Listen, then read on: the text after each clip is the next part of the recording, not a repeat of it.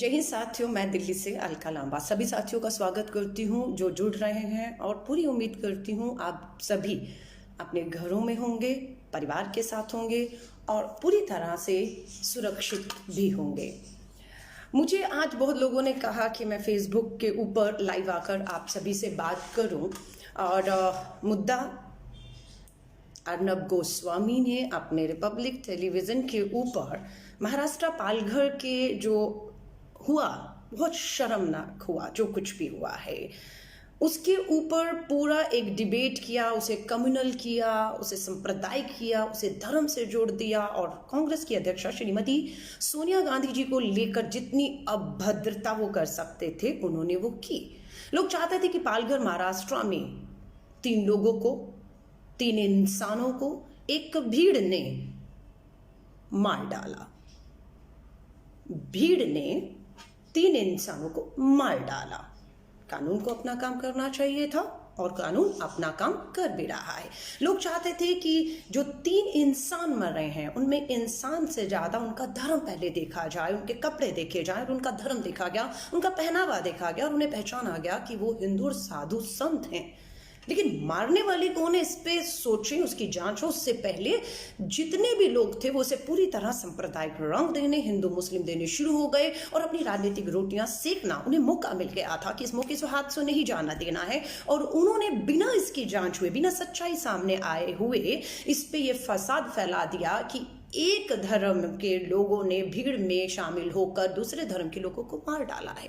लेकिन सच्चाई सामने आ चुकी है। 101 लोगों के ऊपर एफआईआर दर्ज हो चुकी है और 101 लोग जिन पे एफआईआर दर्ज हुई है, जिन्हें गिरफ्तार कर लिया जा चुका है, वो उसी धर्म के हैं जिस धर्म के ये 3 लोग मार दिए गए हैं।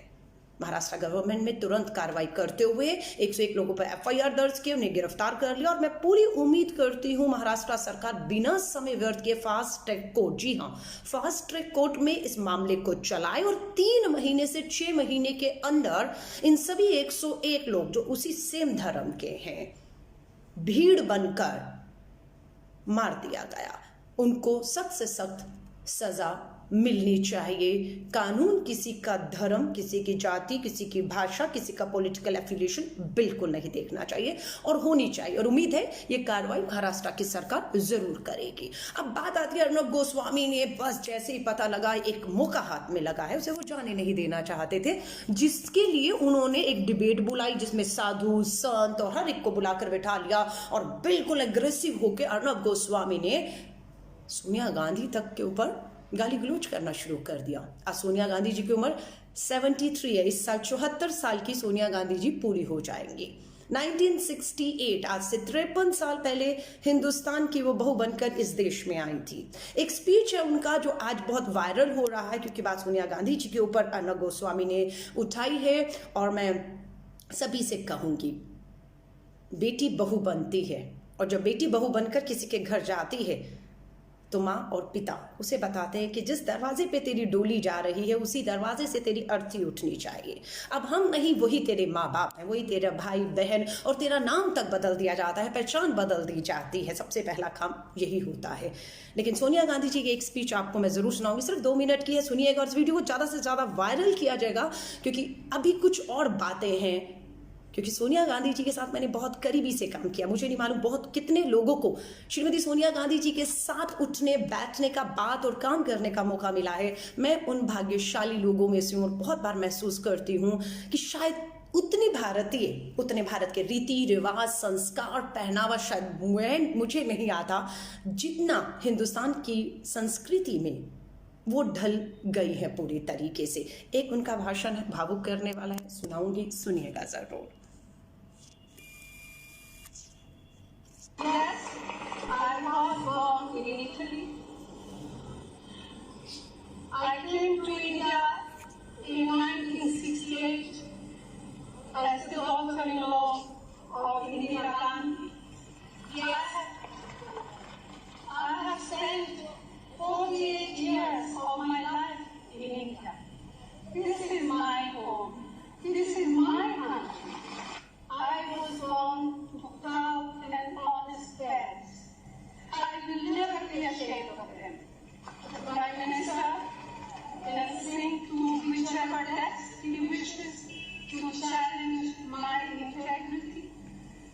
She cannot take the truth away from my commitment and my love for India.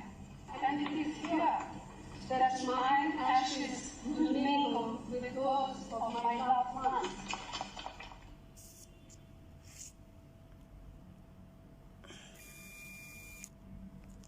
आपने कांग्रेस की राष्ट्रीय अध्यक्षा श्रीमती सोनिया गांधी जी को सुना, क्या कहा उन्होंने कि मैं इटली से भारत में भारत की बहू बनकर आई, और 48 साल जब वो भाषण दे रही थी तब 48 साल हुए थे, अभी तो 53 ईयर्स 53 साल 50 साल से ऊपर हो चुके हैं।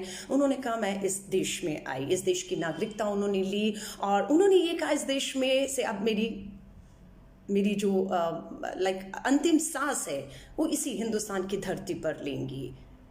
उन पे जितने भी तरह के आरोप लगाए जा रहे हैं, मैं कहती हूँ बहादुर महिला हैं, बहुत से बात हम पर बहुत से बातें की जाती हैं, कीचड़ उछाला जाता है, अभद्र भाषा, हम विचलित हो जाते हैं, लगता है सब छोड़कर भाग जाएं, पर बहादुर महिला है श्रीमती सोनिया गांधी जी।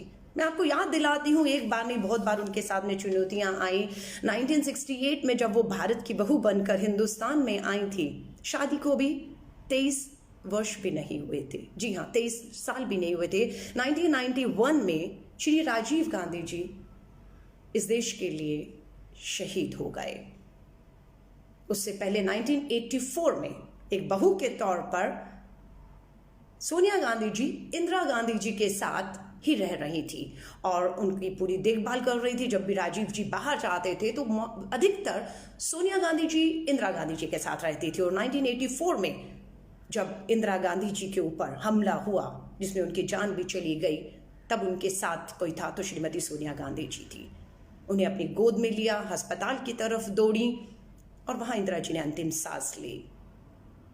डर गई थी सोनिया गांधी जी, इसमें कोई दो राय नहीं है। बहुत बातें होने लगी 1984 में, और सबसे ज्यादा संघ भाजपा के लोगों में एक उत्साह इस तरीके का था कि शायद अब, क्योंकि राजीव जी का राजनीति में इंटरेस्ट नहीं था बिल्कुल भी, और सोनिया जी कभी नहीं चाहती थी कि राजीव जी हिंदुस्तान की राजनीति में कदम रखे, खासतौर से 1984 इंदिरा जी के असैसिनेशन हत्या के बाद। भाजपा में जश्न होना स्वाभाविक था, उनको लग रहा था कि उनकी राह का कांटा निकल गया है।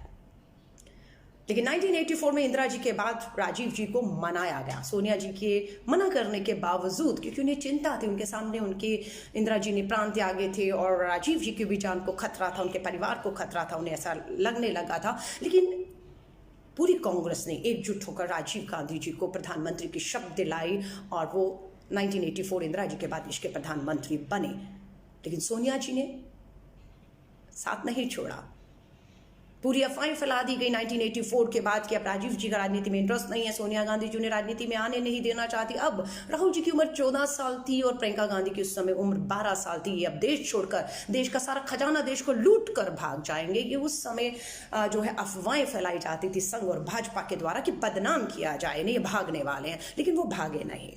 राजीव जी ने जिम्मेदारी ली, देश की बागडोर अपने हाथों में ली, और उसके बाद जो किया राजीव जी ने, उसे सोनिया जी को भी देखकर गर्व होने लग गया कि युवाओं में जो है 21वीं सदी की बात करना, कंप्यूटराइजेशन का दौर लाना, पंचायती राज लाना, महिलाओं के लिए आरक्षण लाना और बहुत सी क्रांतियां राजीव जी ने जब लानी शुरू की तो सोनिया गांधी जी का भी विश्वास जो है वो वापस आने लग गया और वो ताकत बनकर राजीव जी के साथ खड़ी होगी। पर कुछ ही साल में दूसरा टेन्योर मिलता, उससे पहले 1991 में राजीव जी भी इस दुनिया से चले गए। उस समय राहुल जी की उम्र लगभग 20 साल और प्रियंका जी की उम्र 18 साल रही होगी। फिर वही दोबारा अफवाहें फैलाई गई संघ भाजपा के, उनको लगा एक बार फिर उनके राह का कांटा निकल चुका है और ये कहा गया कि अब ये सोनिया गांधी अपने बच्चों को लेकर देश का खजाना लूट कर देश से भागने वाली है। फिर यह अफवाह फैलाई गई दूसरी 84 के बाद 91 में, पर ऐसा हुआ नहीं, ऐसा नहीं हुआ। ये सच्चाई है कि सोनिया गांधी जी ने इंदिरा जी और एकदम राजीव जी कुछ ही 7-8 साल के बीच में दो बड़े हादसे हुए, दो बड़ी शहादतें हुई और जिससे वो स्वाभाविक है, एक माँ थी, अकेली रह गई थी, एक डरना स्वाभाविक था। हिंदुस्तान की राजनीति किस तरफ जा रही थी, उन्होंने अपने आप को हिंदुस्तान की राजनीति कांग्रेस से पूरी तरह से 1991 के बाद काट लिया और पूरी तरह अपनी घर गृहस्थी और भाजपाई पूरे 7-8 साल तक संघ के लोग अफवाह फैलाते रहे कि ये भागेंगी, जाएंगी, पर ऐसा हुआ नहीं। मुझे याद है 1997 कांग्रेस प्लेनरी सेशन कलकत्ता में हुआ था। मैं उस समय लगभग 21 वर्ष की थी, पर NSUI national student union of India Congress के छात्र संगठन की राष्ट्रीय अध्यक्ष थी और मैं भी कांग्रेस के उस प्लेनरी सेशन कलकत्ता के मंच पर थी जहां पर श्रीमती सोनिया गांधी जी को पूरी कांग्रेस ने आह्वान कर आने के लिए आमंत्रित किया था। और श्रीमती सोनिया गांधी जी 1997 में कांग्रेस के उस मंच पर आई। वहां उन्होंने पहली बार 1991 के बाद 97 में पहली बार वो पब्लिक में आई और उन्होंने वहां पर कांग्रेस की प्राथमिक सदस्यता ग्रहण किया। 1998 में उस समय भी कांग्रेस के छात्र संगठन की NSUI की राष्ट्रीय अध्यक्ष थी। वो जो दौर था कि कांग्रेस बिल्कुल नीचे की तरफ जा रही थी, संगठन का कुछ पता नहीं था, देश की सरकारों में पता नहीं कितने प्रधानमंत्री जो है वो एक के बाद एक बदल रहे थे, अस्थिरता का दौर था। और उस समय श्रीमती सोनिया गांधी जी से 1998 में कांग्रेस की कमान संभालने के लिए कहा गया, क्योंकि देश के लिए कांग्रेस का एक रहना, कांग्रेस का मजबूत रहना बहुत जरूरी था। और कांग्रेस को एक रखने का काम, मजबूत करने का काम और आगे ले जाने का काम अगर कोई कर सकता था तो वो श्रीमती सोनिया गांधी जी। ये कांग्रेस की एक विश्वास था। मैं उस दौर में NSUI राष्ट्रीय अध्यक्ष थी, इसलिए बहुत करीबी से उस सारे घटनाक्रम को मैं देख रही थी। और सोनिया गांधी जी ने उस समय मान लिया, तैयार हो गई कि मैं कांग्रेस की जिम्मेदारी लेने को तैयार हूं, बट चुनाव के माध्यम से। लोगों ने कहा चुनाव की जरूरत नहीं है, आप बस कांग्रेस के अध्यक्ष पद ले लीजिए। लेकिन उन्होंने चुनाव के माध्यम से कांग्रेस का पहली बार 1999 के अंदर कांग्रेस की 1998 में कांग्रेस के अध्यक्ष बनने का फैसला किया और चुनाव हुआ। कांग्रेस के भीतर चुनाव हुआ और जतिन प्रसाद उत्तर प्रदेश के बहुत कद्दावर नेता थे कांग्रेस के, उन्होंने कांग्रेस की अध्यक्षा सोनिया गांधी जी के सामने नामांकन दाखिल किया। चुनाव हुआ कांग्रेस के अंदर और श्रीमती सोनिया गांधी जी कांग्रेस की अध्यक्ष चुनकर आई। लेकिन जतिन प्रसाद जी का क्या हुआ? सोनिया गांधी जी की एक खुली सोच का ही नतीजा था कि उन्होंने कहा जतिन प्रसाद जी, आपके पास एक लंबा अनुभव है, कांग्रेस की आपने सेवा की है, मैं चाहती हूँ कि आप उनकी मेरी टीम में रहेंगे, सोनिया गांधी जी ने कहा। और जतिन प्रसाद जी ने इसे माना और कांग्रेस की अध्यक्ष श्रीमती सोनिया गांधी जी बनी। और जतिंद्र प्रसाद जी उस समय वाइस प्रेसिडेंट कांग्रेस के चुने गए। 99 का चुनाव आ गया। अब श्रीमती सोनिया गांधी जी के पास था कि आपको कांग्रेस का तो अध्यक्ष का चुनाव आपने लड़ा, चुनकर आई, आपको लोगों ने मत वोट दिया, जिताया, अब आपको देश का भी चुनाव लड़ना चाहिए। चाहे तो अपर हाउस में वो रह सकती थी राज्यसभा से, लेकिन नहीं, उन्होंने चुनाव लड़ना चुना और अमेठी से 1991 का पहला चुनाव लड़ने के लिए गई। तब क्या हुआ? क्या रास्ता आसान था सोनिया गांधी जी के लिए? नहीं, बिल्कुल आसान नहीं था। 1991 में जब उन्होंने 1999 में जब पहला चुनाव अमेठी से नामांकन दाखिल किया तो दूसरा नामांकन उन्होंने कर्नाटका के बल्लैरी से भी फाइल किया। ये पहला चुनाव था श्रीमती सोनिया गांधी जी का। फिर संघ और भाजपा को लगा, 84 में लगा था कांटा निकल गया, नहीं निकला। 1991 में उनको लगा कि राजीव जी के जाने के बाद कांटा निकल गया, लेकिन कांटा नहीं निकल रहा था। अब सोनिया गांधी जी आ गई हैं जो पूरी कांग्रेस को एक रखते हुए चुनाव के मैदान में खड़ी थी। श्रीमती सोनिया गांधी जी, और उस समय मैं याद करती हूँ स्वर्गीय आदरणीय श्रीमती सुषमा स्वराज जी को भाजपा और संघ ने सोनिया गांधी जी के सामने खड़ा करने के लिए अपनी सबसे कद्दावर नेता श्रीमती स्वर्गीय सुषमा स्वराज जी को चुना।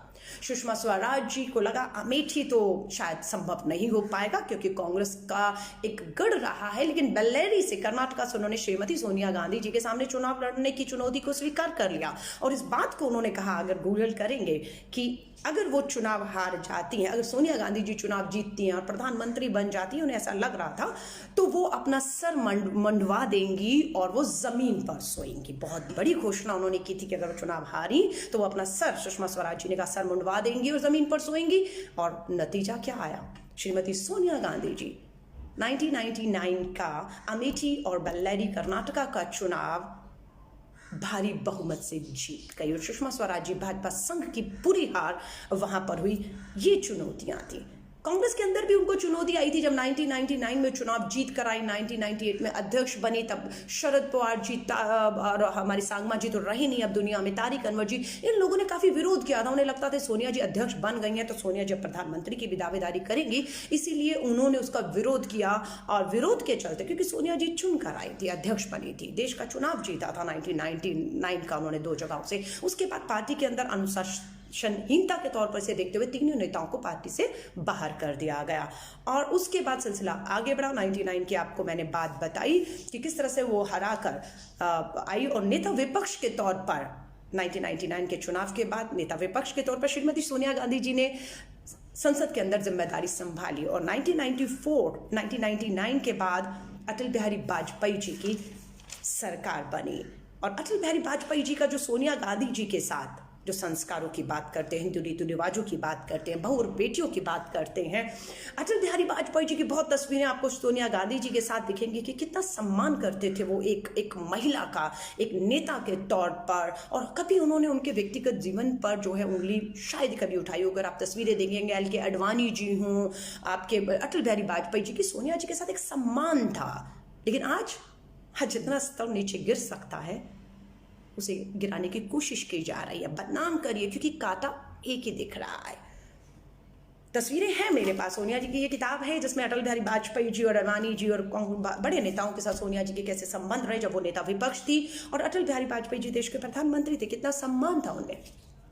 1999 के बाद जो है अगला चुनाव 2004 का आया। सोनिया गांधी जी की अध्यक्षता में चुनाव लड़ा ही नहीं गया, जीता गया। अटल बिहारी वाजपेयी जी की सरकार हार गई और 2004 में कांग्रेस सबसे बड़ी पार्टी बनकर उभरी। अब यहाँ पर देखना था कि कांग्रेस के अंदर से आवाज उठी कि श्रीमती सोनिया गांधी जी को प्रधानमंत्री बनना चाहिए। ये 2004 की बात कर रही, जो भाजपा हार गिर कांग्रेस ने वापसी की थी।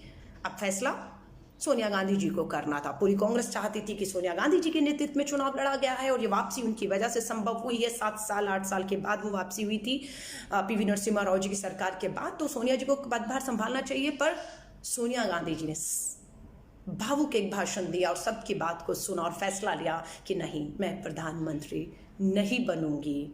प्रधानमंत्री के नाम के तौर पर डॉक्टर मनमोहन सिंह जी का नाम श्रीमती सोनिया गांधी जी ने आगे किया। ये त्याग श्रीमती सोनिया गांधी जी में है।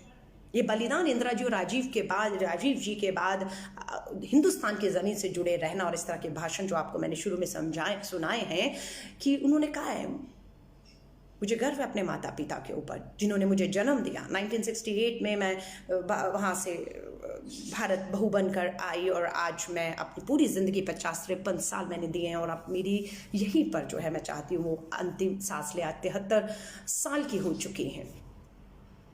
ये त्याग, ये बलिदान, मैं सोनिया गांधी जी से मुझे नहीं मालूम, मैंने कहा आप लोगों को कितनी बार मिल चुके हैं। मैं 1997 में जब उन्होंने कांग्रेस की सदस्यता ली, मैंने उसकी राष्ट्रीय अध्यक्ष थी, बहुत करीब से उस दौर को देखा। 1998 में जब वो कांग्रेस की राष्ट्रीय अध्यक्ष थी तब भी मैं NSUI की राष्ट्रीय अध्यक्ष थी। उनके साथ मुझे काम करने का मौका मिला और मुझे बहुत बार मैं कह रही हूँ किस तरीके से मेहमान नवाजी की जाती है, संस्कार क्या है, पहनावा, खान पीन, इवन की हर चीज़ को लेकर उनकी रगों में वो चीज़ें बसी हुई थी। और बहुत बार महसूस होता था उनके पहनावे को देखकर कि हमसे ज़्यादा तो भारतीय ये हैं, हमसे ज़्यादा तो भारत के लिए एक दर्द, एक प्रेम और जो आधा चीज़ें राजीव जी और इंदिरा जी छोड़ गए, उस इंदिरा जी इस देश के लिए आगे ले जाने का एक जज्बा रखती हैं। और इतने लांछन, इतनी बुरी अभद्र भाषा सुनने के बावजूद भी उनके पांव डगमगाए नहीं। आरोप लगते थे देश छोड़कर भाग जाएंगी, देश का खजाना लेकर भाग जाएंगी, पर उन्होंने ऐसा नहीं किया। 7 चुनाव लड़े और 7 के 7 चुनाव आज तक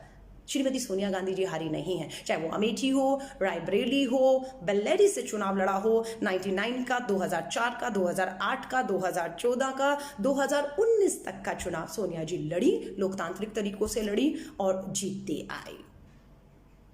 सलाम है इस महान महिला को, श्रीमती सोनिया गांधी जी को।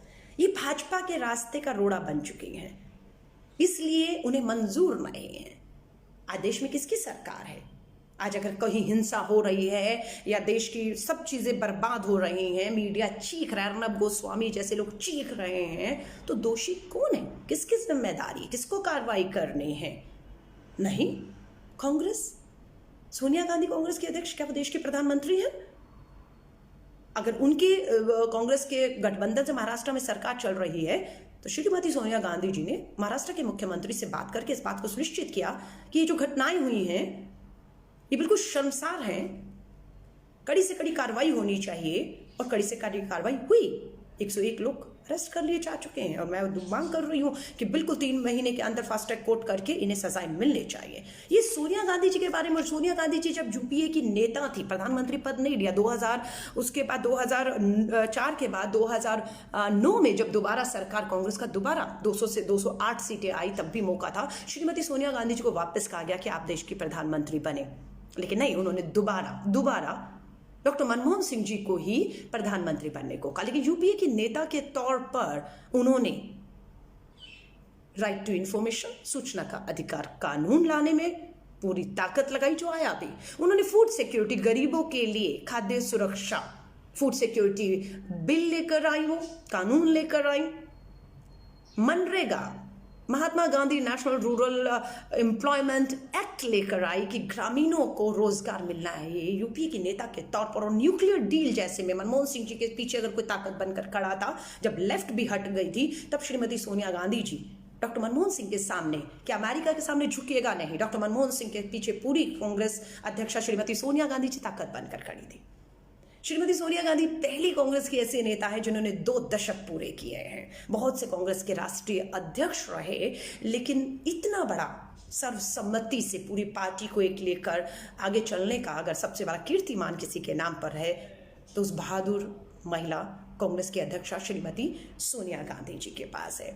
मुझे याद है सीताराम येचुरी जी ने भी एक बार बात की थी, जब सोनिया जी ने राहुल गांधी जी को जिम्मेदारी देने की बात की तो उन्होंने कहा राहुल जी एक भविष्य के युवा नेता होते हैं ज़रूर, लेकिन पूरी यूपीए को अगर कोई एक रख सकता है, जो यूपीए का हिस्सा थे, घटक दल थे, बहुत बार होता था कि एक चुनौती आती थी कि सबको लेकर फैसले करके सरकार को आगे बढ़ना है, तो कहा जाता था, सीताराम येचुरी जी ने खुद अपने इंटरव्यू में कहा कि सोनिया गांधी जी उस गोंद का, उस गम का काम करती हैं जो सारे दलों को बांध कर रखती हैं। कांग्रेस को तो बांध कर रखा ही हुआ था उन्होंने। उन्हीं के नेतृत्व में 10 साल कांग्रेस ने एक शानदार सरकार चलाई और देश की अर्थव्यवस्था से लेकर बेरोजगारी से लेकर किसानों के लिए काम हुए। सूचना का अधिकार, मनरेगा, फूड सिक्योरिटी सोनिया गांधी जी के नेतृत्व में डॉक्टर मनमोहन सिंह जी लेकर आए। आज मैं आपको एक बात बता रही हूं, क्यों भाजपा संघ को सोनिया गांधी से डर लगता है, क्यों अर्नब गोस्वामी जैसे इनके गोदी मीडिया को चीख चीख कर अपना गुस्सा निकालना पड़ता है। क्यों? क्योंकि उन्हें मालूम है श्रीमती सोनिया गांधी कांग्रेस की आज की तारीख में फिलहाल एकमात्र नेता है जो न केवल पूरी कांग्रेस को एक सूत्र, एक धागे में बांध कर रखे हुए हैं, बल्कि उन्होंने 2004 से 2014 10 साल ये भी साबित कर दिया कि उनमें इतना सक्षम नेतृत्व है कि वो इतने सारे घटक दलों को एक साथ रखकर देश में एक कामयाब 2010 तक मनमोहन सिंह जी के नेतृत्व में 10 सालों तक सरकार चला पाई। ये उनका क्षमता है, ये उनकी नेतृत्व है।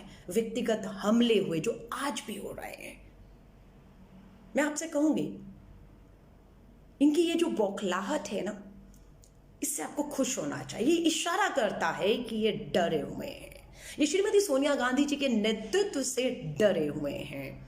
वही महिला है जो इन्हें चुनौती देती है। एक और तस्वीर है, ये सोनिया गांधी जी की जो तस्वीर है, वो किताब है, इसमें वो फोटो शेयर की गई हैं जो अटल जी के साथ, अडवाणी जी के साथ हैं उनकी।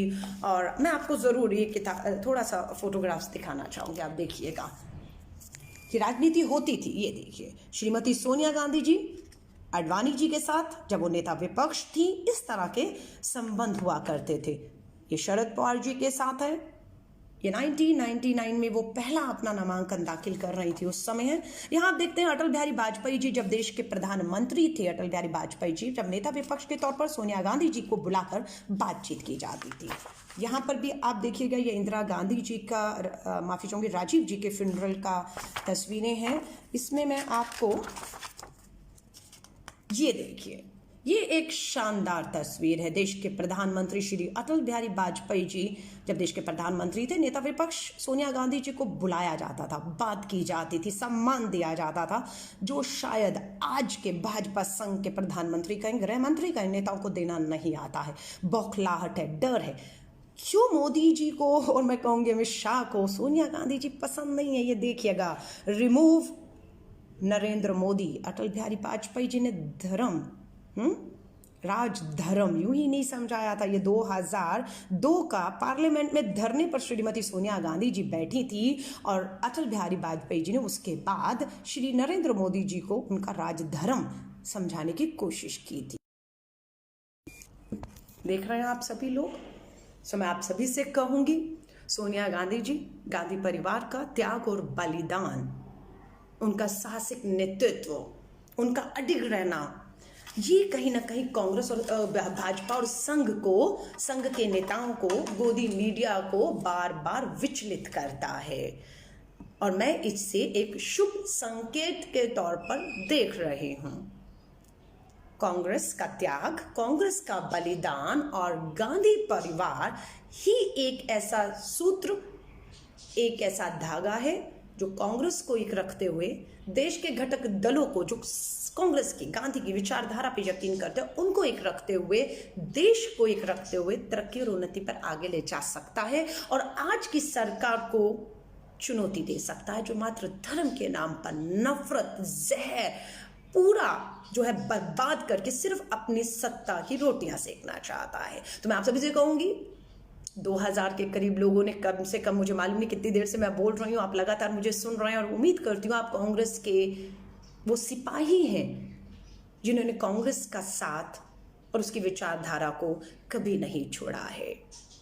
इस कांग्रेस का गांधी परिवार हो, कांग्रेस की विचारधारा, कांग्रेस का साथ हो, मत छोड़िएगा, क्योंकि देश का भविष्य अगर किसी के भी हाथ में सुरक्षित है तो हाथ कांग्रेस का हाथ है।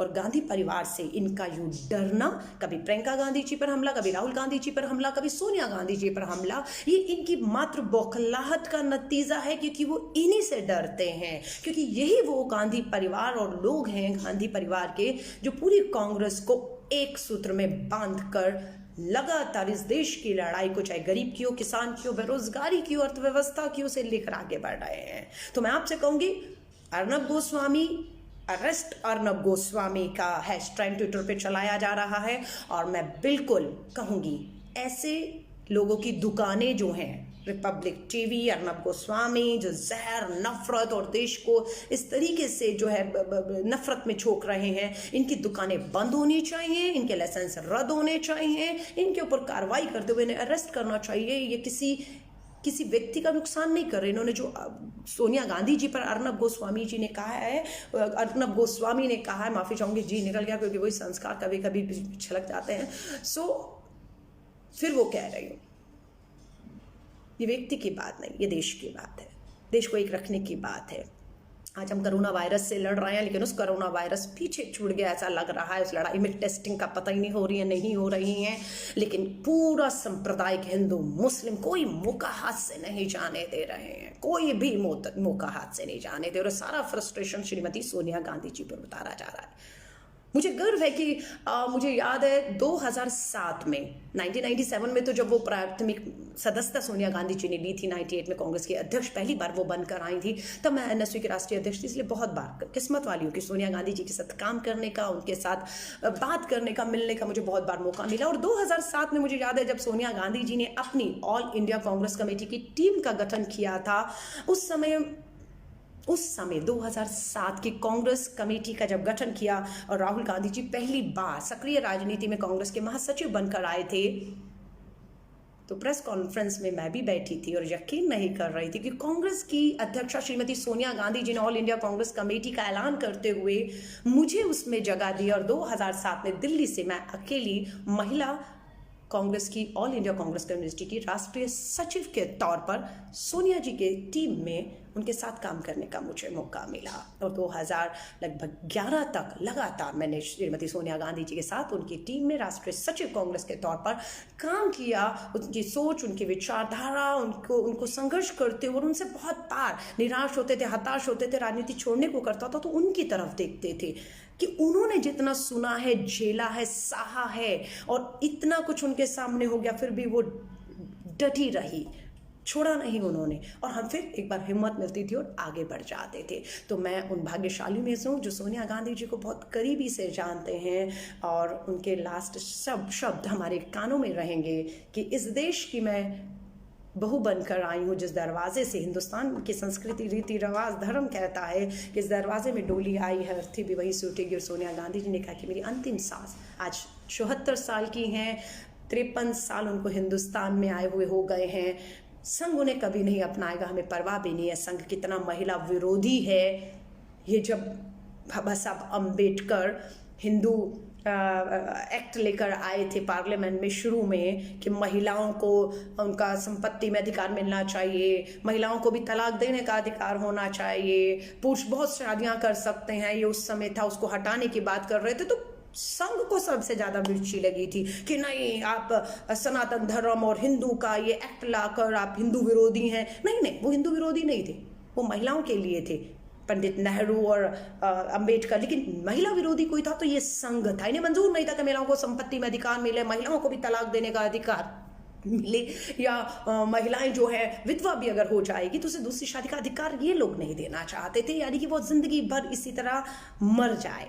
तो ये संघ की सोच वहां से यहां तक आई, इसलिए कोई हैरान होने की किसी को कोई जरूरत नहीं है। और मैं एक बार फिर से श्रीमती सोनिया गांधी जी के जज्बे को सलाम करती हूँ और कांग्रेस के एक कार्यकर्ता को कहूंगी, डटे रहिए, खड़े रहिए श्रीमती सोनिया गांधी जी के साथ, क्योंकि वही एकमात्र ऐसी नेता हैं जो कांग्रेस पार्टी को एक रखते हुए, समान विचारधारा की पार्टियों को एक रखते हुए, इस देश को एक रखते हुए आगे बुलंदियों पर ले जा सकती हैं। 74 साल की है, मैं उनकी लंबी और स्वस्थ आयु के लिए कामना करती हूँ कि वो बिल्कुल इसी तरह स्वस्थ रहें, कांग्रेस का नेतृत्व उनके हाथों में रहे और वो इसी तरह हमें मार्गदर्शन देती रहे ताकि हम देश की समस्याओं से लड़ते हुए इस देश को एक रखते हुए आगे ले सके। मैं सभी साथियों से निवेदन करूंगी, खासतौर से कांग्रेस के समर्पित सिपाहियों से, अपने साथियों से, कि इस वीडियो को ज़्यादा से ज़्यादा शेयर करिएगा, क्योंकि लोग आज बहुत डिमोरलाइज हैं कि क्यों अर्नब गोस्वामी ने श्रीमती सोनिया गांधी जी को लेकर या पालघर महाराष्ट्र में सांप्रदायिकता फैलाई, उसे अरेस्ट करना चाहिए। नकारात्मक को छोड़िए और अपनी सकारात्मकता, अपनी पॉजिटिविटी को आगे लाइए। बहुत अच्छाइयाँ हैं कांग्रेस में, कांग्रेस के पास एक बहुत बड़ा अनुभव है। यूं ही अटल बिहारी वाजपेयी जी, अडवाणी जी श्रीमती सोनिया गांधी जी को नेता विपक्ष के तौर पर बुला कर उनसे राय नहीं लिया करते थे, इसलिए लिया करते थे कि उन्हें मालूम था कि सबसे लंबा समय अगर किसी ने इस देश को चलाया है, इस देश को चलाने का अनुभव है, विपरीत परिस्थितियों से लड़ने की अगर किसी के पास क्षमता ताकत है वो कांग्रेस के पास है। इसलिए अटल बिहारी वाजपेयी जी भी प्रधानमंत्री होते हुए श्रीमती सोनिया गांधी जी को और नेताओं को लगातार बुलाकर राय मशुरा करते रहते थे। तो वो अनुभव है कांग्रेस पर। आज की सरकार को डर लगता है बात करने से, उन्हें डर लगता है बात करने से कि उनकी सत्ता हाथ से ना चली जाए।